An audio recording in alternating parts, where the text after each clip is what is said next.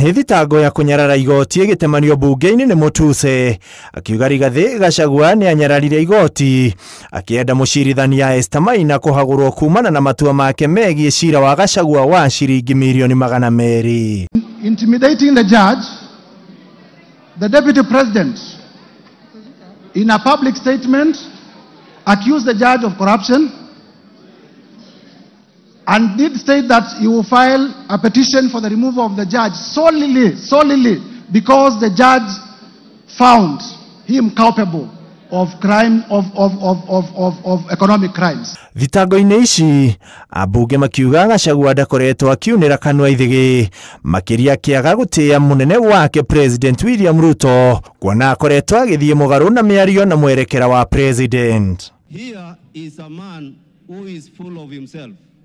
He is a very proud person, and Honorable Speaker, he doesn't even know what to say.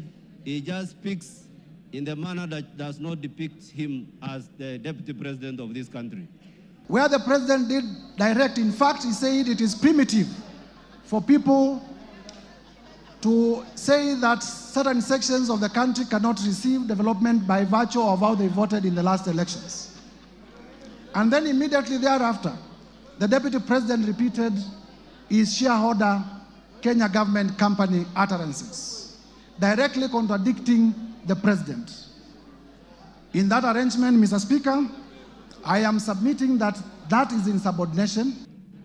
And then he creates a parallel press conference in Mombasa in which he castigates the policies of his own boss, including castigating people whose authority is driven by the appointment by the president and passed by this parliament. The deputy president is the principal assistant to the president. And sometimes when the president is away, he's delegated to be the president. This happened in the 11th parliament when Uhuru Kenyatta was attending ICC.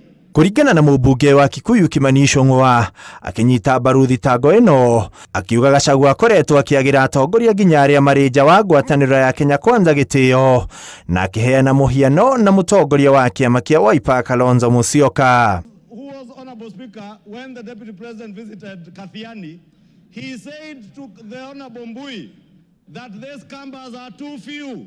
They can never make a president. Kalonzo can never be anything. How can you defend a person who has disdain for Kalonzo Musyoka, a former vice president of this country? During the swearing-in ceremony at Kasarani, the deputy president humiliated Uhuru Muigai Kenyatta so badly before the nation and the visiting dignitaries in the Republic of Kenya. That was not enough, Honorable Speaker. Ritana rĩrĩ rĩothe rĩkĩendekithia Gachagua kũhagũrwo handũ-inĩ ha Inooro TV njĩtagwo Ikua wa Boshi.